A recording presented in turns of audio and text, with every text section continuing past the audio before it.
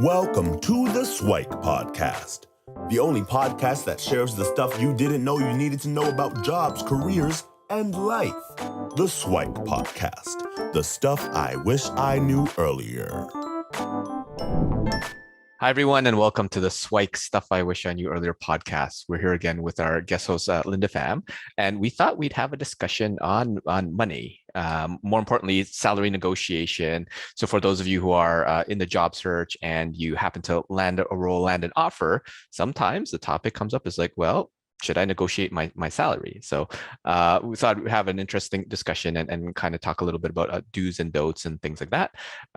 So we'll have the conversation. Now I want to start off a little bit where I don't really like the term kind of salary negotiation, right? Because generally in a negotiation, there's some one side can give more or take more, right? But if you're a person that is on the job and you got selected for the role, like what are you negotiating? You can't actually like do more or say, well, I was actually going to only start working at like 80%, but now I'm going to work at 100% if you give me more money. So I would prefer to talk a little bit more about like realigning value or like the understanding like the data set, because sometimes the company doesn't know what the market value is, and they might just need a little more information, or based on your education or circumstances, things like that. So that's one thing that I want to caveat. What about your thoughts? Are any kind of like initial thoughts that you'd have in terms of like salary negotiation or the discussion of what the starting salary might be? God, you should always give it 100%. For sure. I think when it comes to salary negotiation, it's an open conversation. It's a two-way street. Like you want to find what fits for you. You also want to ensure that you're being paid what you're worth. Mhm. Although your net worth doesn't always equal to your self-worth, right? Don't tie your identity by how much you make. But I think in terms of how much you give, in the first conversation, I think that's when you should actually try to reach the highest amount for your salary negotiation, because later on when you're in a company, your increases are going to be quite incremental. There's that normal regular merit increase, and it's going to be a little bit harder to display, that bigger jump because, all right, I guess first secret is that the company needs to, I guess, display some savings, and that's why they're giving you more opportunities through growth. And so when it does come to negotiating, I like the word negotiations. I think it can be a win-win situation for both. It's just I do understand for the employer and the company side that we do have a little bit more knowledge and a little bit more insights. So you might feel like you're at a disadvantage, but that's why research is so important. And I think there is a lot of information out there so that you can prep well when it comes to negotiating. And you talked about knowing your worth. So that obviously talks about what you just said about research and going out there and figuring that out. But how does one do that, right? So does someone go on like one of those anonymous sites, like the LinkedIn, Glassdoor, PayScale ones, and just search for like salary for whatever my role is in that industry and stuff like that? And should I rely on that as a source, or would there be a different way that you'd encourage folks to look at? Yeah, I think the regular websites like PayScale, Glassdoor is pretty good because that's normally self-reported. So it is someone who's like, this is what I am making at this time.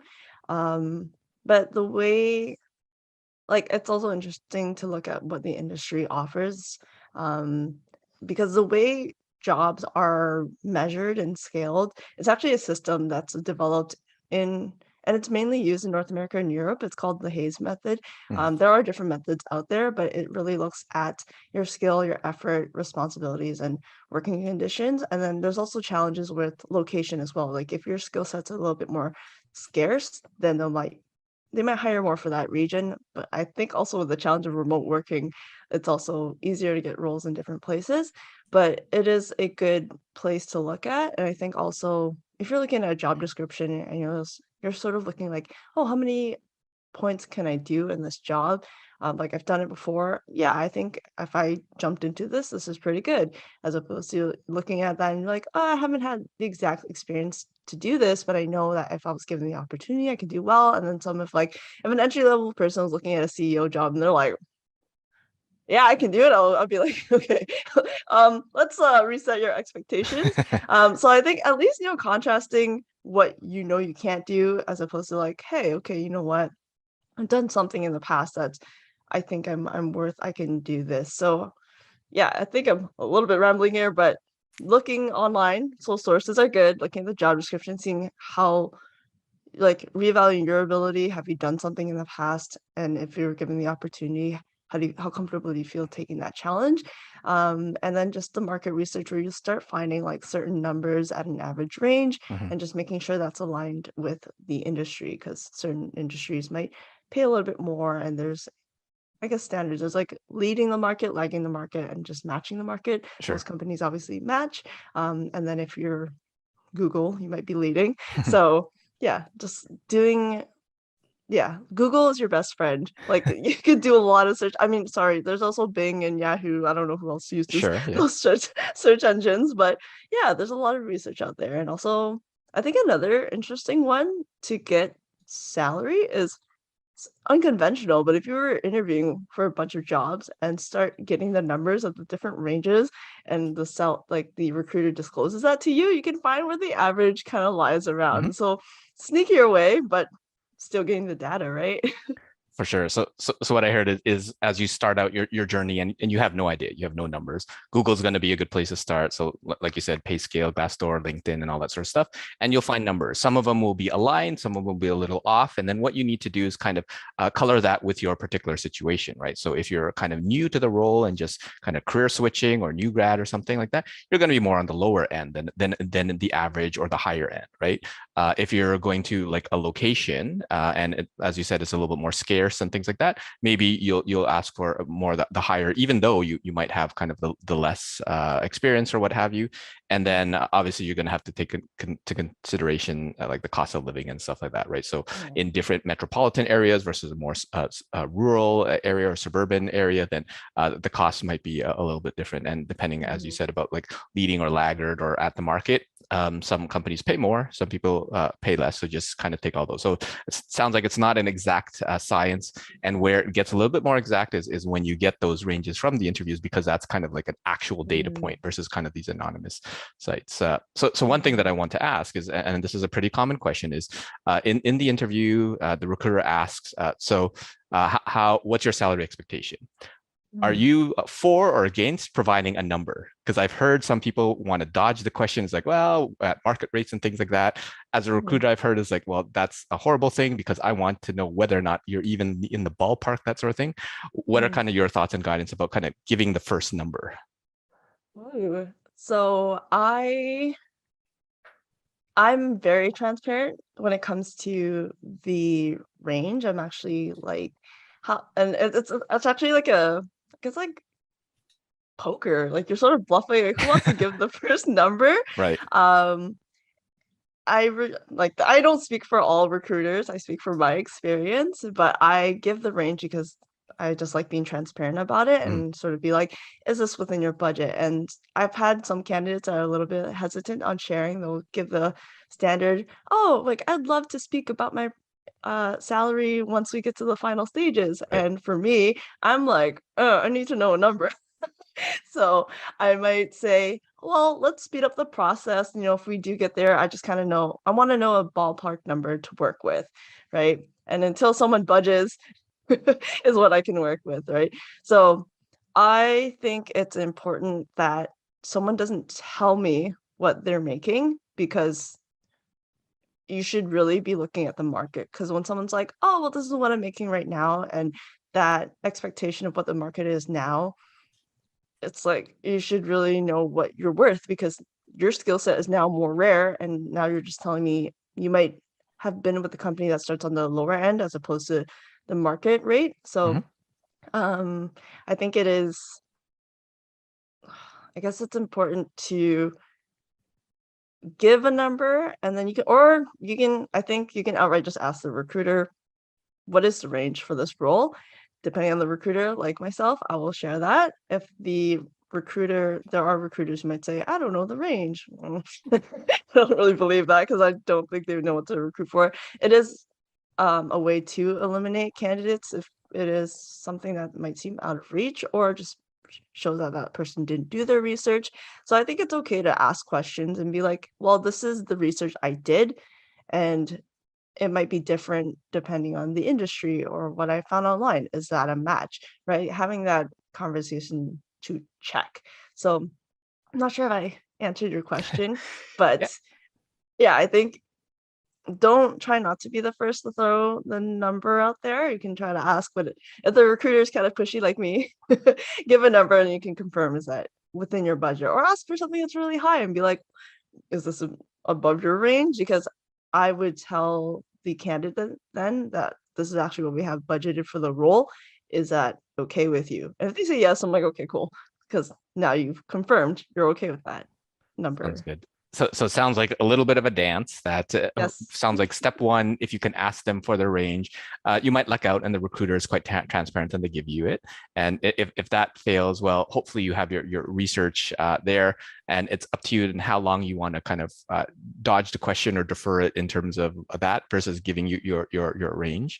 And it sounds like one tactic is going really high, but I guess it always depends on the particular situation, right? For there are some folks who are like new grads, they're looking to break into whatever, they'll just take whatever they can get, right? Versus, you know what, I've been working for a couple of years, I'm at the market, maybe a little below market, so I want to at least add 10%, 20%, whatever it is to what I'm making right now, assuming that's within the market range, or if the market range is way higher, then I'll definitely want to do something to that effect.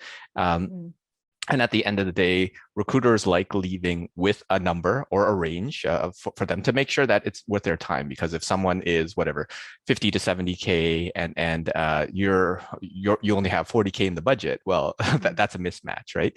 And what would you say about the kind of folks that are kind of trying to take advantage of folks and say, you know what, they gave me a range of 50 to 70, but my budget is actually 60 to 100, right? How many of them will actually, I guess, give the top of the range versus the bottom of the range, or whatever? What do you think that the psychology is around that? I don't think it's fair if someone does give a lower end of the range and we know that this is what they're worth, because chances are if we ended up underpaying them and they did really, really well and then they found out that they were being underpaid, that would make them really upset. And then, like I mentioned earlier, to get that increase later on is quite challenging. So that person who's performing super well is likely going to leave. So I would just pay them what they're worth in terms of the market. And when Mhm. we do place the employee is based on experience. So if they are coming in with a high skill set and we know that they can get the ground running and they've mentioned that, yeah, they've done a similar job in a similar industry, can get the ground running, showcase a lot of ideas and supporting information, I would put them on the higher end, but also be transparent that, hey, because your pay is starting a little bit higher when it does come to your next increase, like you're either going to be at that next level ready for your promotion, and it might be in that team's plan to look at it like, hey, they're actually going to be ready within 6 months to a year, and we have a role that we're going to promote them readily into, and that's where your increase can be a little bit higher.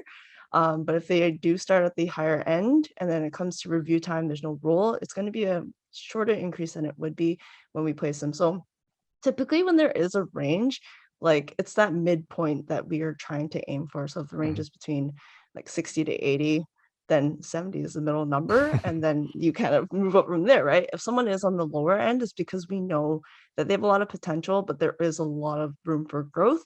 And so we'll place them in that sense. So I think it's fair when we are rating, and it's, yeah, relevant to experience. And it is interesting because you're gonna have peers who have the same role, and as much as I don't condone this, it is a good way to also find out salary to speak to your peers who do that role similarly, Right. right? And if someone goes, "Oh my god, like John Doe is being paid higher than she is, why is that the case?" They're gonna get upset, but we did factor in that John might have more experience than Mhm. you did, and so I think with that it's fair, but also know that there are a lot of factors that were considered when we're trying to, I guess, price the candidate. For sure. In some other conversations I've had with other recruiters or HR professionals, the discussion went into things like, well, a higher salary or being higher on the salary range also indicates more expectations and responsibility, right? So if in your example, you're 60 to 80, right? If I'm hiring someone at 60, there's going to be different expectations for someone I'm hiring the same role at 80, right? Because I expect them to, as you said, like kind of hit the ground running because they're able to do so. When they're on the 60 range, I might forgive them a little bit more because they might take a little longer, right? So depending on how you roll, because you might want a more high pressure situation where you're ready to kind of hit the ground running and work the extra hours and just make sure that stuff gets done versus, you know what, I kind of want to ease in the transition and make sure it's comfortable and all that sort of stuff. So sometimes more money is not necessarily a good thing. So just be aware that a higher price tag also indicates higher expectations. More money, more problems. More money, more problems, for sure. What are your thoughts on things like base comp versus total comp? Because a lot of folks are focused on salary, right? What is my base salary? And that's a big thing. But there are things like bonuses, signing bonuses, and a whole bunch of perks like paid for cell phones and this and that. And I think some companies are doing like allowances for like work and stuff like that. So either like a remote working, like a what is it, like a WeWork type of setup or whatever. What are your thoughts on how to take into consider like all your total comp versus just the base salary? Total comp is really important. I think it's individual, like it's based on that, like it's very subjective. And I think that when negotiating your salary, like people are talking about the base, but if the recruiter says, this is what we have budgeted, and this is where the base is, this is where you can use that opportunity to get those extra little perks and comps. So whether it's more vacation days or a signing bonus, because sometimes, you know, you're leaving your company at a time where your bonus payout should have been paid out in March. And because you're leaving, you can get that one-time bonus. So a lot of people don't know that, and you can actually have that negotiated. Like for myself, I love remote working. I would probably take a job that is more of a hybrid flex model, remote working, as opposed to having to be in office because you have to commute, having that freedom. Yeah, so it is something that I considered. I know that some people probably do like being in the office. They just want that people interaction. But yeah, it's definitely a holistic thing to consider. Like you could be paid a lot higher, but maybe the work culture isn't as great. You're going to be miserable for 2 years and grinding, and you're thinking, like, why did I do this to myself? As opposed to a place where it might be a bit lower in pay, but you're getting that growth from your mentors, and you like the people that you're working with, and you get free lunches here and there, and nice bonuses. So I think people should consider the total comp perspective for sure. For sure. And as you said, it's really a subjective thing where what's important to you. You want to think about things like remote work, benefits packages that some companies might pay for, like continuing education, like an MBA or whatever it is. And like a question that I've had with some folks, would you rather get paid 10K more or have a shorter or no commute, right? Because like time on the public transit, on the highway or whatever, like half an hour each way, that sort of thing adds up over time. Is that worth an extra 5K, 10K, 50K, right? You're going to have to figure out what that number is for you specifically. And it's probably going to change in your life situation too. So if you're single and have fewer dependents and less commitments and stuff like that, it might not matter because you're trying to optimize the salary part. But if you want to get home to the kids, the family, to the whatever things that you have, then other things might be more important. But I think that's good. Good insight. So what are some other like do's and don'ts that you'd have for folks out there who are in the kind of salary negotiation world? So maybe we'll start with the don'ts, like the things that really kind of annoy you and piss you off as a recruiter when someone does this in the salary negotiation part of the recruiting side. What are some of the don'ts that you'd have people avoid? Like I mentioned earlier, don't tell me that you are making XYZ right now, because like now we'll know what you'll be happy with. And I think then depending on the company you work for, like the hiring manager might take advantage of it. And I want you to be happy with the number you get and where you're Mhm. working and the experience. I also don't like if someone tries to make it like a joke, like, haha, like I'm ready for that 80K. Like, no, don't do that right now. Um, Let me think. Things that you shouldn't do or don't do. I'm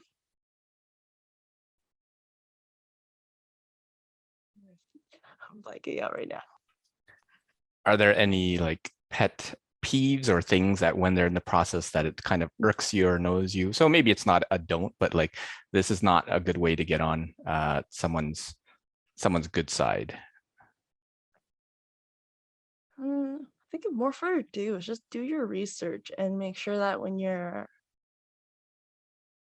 trying to negotiate your point, that you have supporting evidence as to why, but also stick to your guns. So I recently actually, I recruit for a lot of sales peeps, and sales, if you're in sales, you're negotiating. So it makes my job a little bit tougher, but Sure. it is a good challenge. And I knew what we had budgeted for the role, and he had asked for like 75 to 85, right? And we were aiming for 72, and he constantly kept pushing for the conversation, which is good. I don't mind that. I think it's good that he did that. So that's a do. And so he was supporting like, hi, I can bring in this information. I have this year's this much experience. I've hit President's Club in my first year, and that's really rare. And I was like, these are really good points. But during the interview process, he had areas where a lot of the team had identified this is a growth area. He's not quite there yet. We've been in this role, so we know what we're looking for. And if someone was asking, this was their range, and he kept slipping back, kind of lowering his number, and we knew that our company was his first choice. I had a little bit more leeway. It's almost like playing poker, like I was saying, like I knew he was bluffing, because I was like, okay, if you had something ready, you could have just left, but you're still around. You've waited this long for an offer from us. You're still trying to work things through. And so I was able to get actually the number that I was trying to pay him. So he pushed for it, but I think it was kind of like, oh, you're really bending backwards just for us. So I would say stick to your guns when it comes to a certain number that you are aiming for. Um, Also, if you're trying to target a certain number and you're giving your range, so if I'm trying to get paid at 65 and my range, I wouldn't say it's like 60 to 70. I would start my minimum as like 65 and go Mm. upward. So that way, like at least you go in with what you're kind of trying to do. Ooh, I just remembered a don't. Okay. Sure. So a don't is when you're negotiating, like know what you're willing to take and what you're willing to walk away from. Because if a company gives you a really good offer and you're negotiating back and forth, like chances are we chose you because you're the ideal candidate. We really Sure. want you. And now we just want to make sure you're happy. And I've had a horror story where this new grad, like relatively new, I think a couple of years out of her career, kept pushing for more. She was being paid like at the highest amount, the highest bonus that they could give her, and she wanted even more. So she kept pushing for that. The team wasn't having it. They rescinded the offer. That's the worst case scenario. It's like Oh. you tried too much and now you don't have a job. And then she emailed back saying, hey, actually, I want to accept this, but it's too late now. You pushed too hard. So know what you're worth and know that this is actually an alignment. If you get better than what you're worth, then take it. Like, because you're gonna have to know like what makes sense for you. And so if you push a little bit too much, you might upset the team. So it's a balancing act, right? So Mhm. if you're willing to take that risk and know that this could happen, evaluate all your options, because that could happen. It's rare, but I mean, she had her offer rescinded. So just be realistic. Sounds good. So what I took from that, so some of the don'ts are like, well, I guess a question like the question of the salary.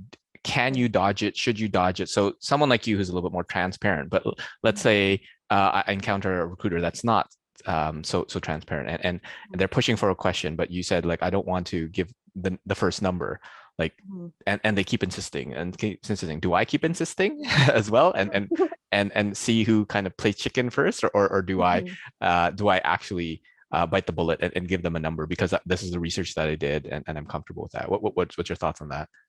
I think if you've done enough research, then you can give that first number and then just confirm with the recruiter, like, hey, so this is what I found in my market research. Just wanted to make sure, like, is that aligned? Does that make sense?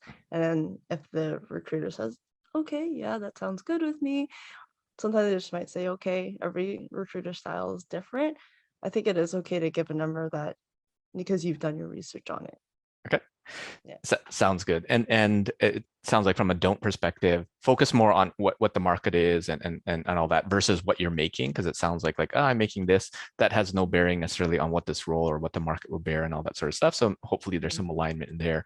And from your other example is probably don't be too greedy in the sense that if she was pushing, but she was willing to take another one, like, I mean, that's kind of like trying to take advantage. And now there's a very thin line between that, because I'm sure in that process, she had her range and you're probably on the high end of her range, and yet she was asking for more, but she was willing to take it. It's one of those things where you have to be mindful of that. There's another side to the negotiation as well, and sometimes your offers can be rescinded as well. And then what I heard for the do's are like the definitely do your research, right? You want to start with the range as your minimum of what you want. So don't put it in the middle, put it as the starting part.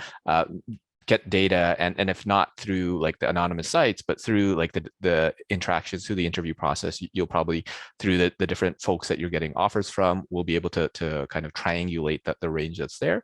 And yeah, you have to kind of stick to your guns. So if you have a number that you want and you believe that is the market rate, then keep going, because you can push and potentially get it. And that's probably on both sides as well. So yeah, I think that's a lot of great discussions. I know for some folks, they have this consideration of like hopping around to get more money. So oftentimes with like the big four firms or the big five banks or the whatever, like moving from bank to bank to like firm to firm, that sort of thing, you tend to get a 10-20% jump each time. So every couple of years. What are your thoughts around that? It is the best way to get a larger increase for sure. And I actually wish I did that earlier in my career. Like, I was fortunate to get a lot of growth, and I guess it looks good in terms of loyalty and staying in a company. But with the millennials and Gen Z, I think they're aware of that if you jump around, and it's also a good way to get experience and growth. That is how you increase your salary, and you do get to learn a lot. So yeah, I agree. And sometimes, so in my last company, I knew there was certain times of how an increase worked. So there's your annual merit raise. There's also a promotion in terms of if there's a role vacancy and you jump in, that's also a way to increase your salary. The other way is a counter. So say I'm trying to job hop, or I'm not happy with where I'm at, and then I get an offer somewhere, and then you give your resignation to the employer, but they realize you're quite valuable. How about we match your offer? How about we give you a little bit more? And being in HR, I knew that was one of the tricks to get my increase. So I took it. But when you take that, you have to consider that you don't want to burn a bridge. And so you should probably stay another couple months. Unfortunately, in that industry, it was common for people to get the counter and then get an offer elsewhere. So it's like a nice temporary increase, and then they just still leave, right? They're not obliged. You still get the notice. So it is a way to get money. I do, I mean, because I did it, I guess I condone that behavior, but yeah, that is a consideration as well. But then if you don't want to burn bridges, like, know that if you do a set, that you should at least stay and try to stay in that role, because that means the company invested in you. But a lot of the times it's too late. It's kind of like you're doing that because you have one foot out. You're looking Mhm. to leave, and how much will that counter be worth to you? So the reason why I took that counter is because I wasn't excited about the other company I was interviewing for. And then until I actually got something that I really, really wanted to work for, the increase was a lot higher. I was like, okay, you can't retain me. Like, there's nothing you can do to make me stay. And a lot of the times, that employee is already feeling that way. They're like, yeah, I'm already checked out. So this is a nice way to get my increase up. For sure. So a couple of other perspectives based on my experiences, like definitely hopping around is probably a great way to get more money. But when having some discussions with some other folks is generally to kind of walk across the street, so to speak, to go to a competitor or whatever. The 10 or 20% is obligatory, mainly because that premium is what's called goodwill, right? Because in that company, the year, the 2 years or whatever that you spent there, you've probably did a lot of favors, built a lot of relationships and things like that. So that in order for me to move, well, I need to at least get paid for some of that, right?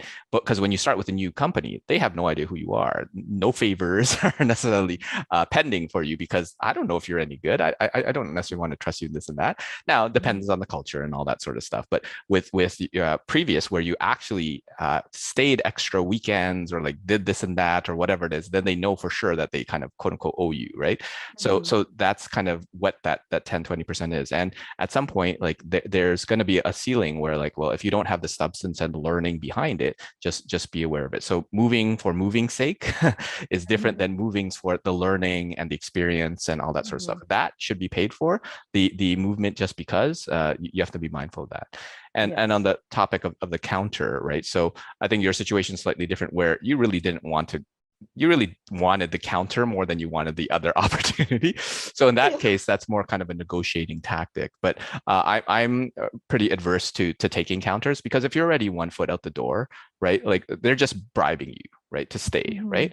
Now, maybe if you're trying to optimize for money, that's a good thing. But all the other reasons why you were thinking of leaving are probably going to still be there and all that sort of stuff. So you might as well find that good opportunity, the good enough, the great opportunity that's out there and not take the offer, right? So if you're committed to going, go. But in your case, if you were really trying to optimize the salary or the funds, that's a different one. Great. So I think that this is a lot of food for thought for folks that are in that salary negotiation process. So making sure that you go out and do your research is kind of the most important part. And then following some of the guidance and advice. And every context is slightly dependent based on where you are. So you're going to have to think through it. And maybe you can have an HR friend where you can kind of use as a sounding board to kind of say, hey, am I approaching this the right way? And yeah, any other parting words or thoughts that you want to have on the discussion for salary negotiation? I think in terms of research, there were two sources that I didn't mention. Like I know PayScale, Glassdoor, LinkedIn are pretty good, and you'll find that some companies or some usually public organizations post their salary, and then people might be like, why doesn't everyone post their salary? It is still a touchy subject. There are some states in the US that actually have it as a law that it's posted. So it actually makes things a lot easier when we do talk about the job because they already know what's expected. And then it also does weed out people who just don't read the job description because I'm like, did you not read this when we were setting up a call? So there's that as well. But yeah, for tech roles, there's actually a website called level.fyi, and it's really good in terms of finding what pay is in tech industries for different jobs. So Microsoft, Amazon, that's all out there. And then there's also RepVue, so REPVUE, that's for sales. So I guess I'm saying this because I recruit in tech and in sales. So this is an interesting source that I think not a lot of people know. And also, so I mentioned Hayes is that way that we benchmark jobs. There is a Hayes recruitment website. And if you download their book, they actually have every year they update what the market is and what the range is for that role. And it's nice. Like for me, I'm checking too. I'm like, am I getting paid what I'm worth? So yeah, it's a really cool resource for different industries. There's one I've seen in accounting, engineering, construction. So yeah, The interweb is your best friend. Sounds good. Yeah. So those are new sites to me. So thanks so much for sharing. And I'm Yeah, sure no that there will be more and more that develop. And if you're a listener and have other resources to share, then feel free to comment and reach out to us to share those resources. But thanks so much, Linda, for having the conversation. And hopefully we'll have you back for a future episode. So thanks, Luki. Thanks for joining us on the SIWIKE Stuff I Wish I Knew Earlier, the podcast. If you like the podcast, please subscribe on iTunes, Stitcher, or wherever you found this podcast. And if you can give us a review, that would be very appreciated. Feel free to contact me on LinkedIn at Luki Danu, LUKIDANU, and the same on most social media platforms. And I look forward to hearing from you. Thanks. Bye.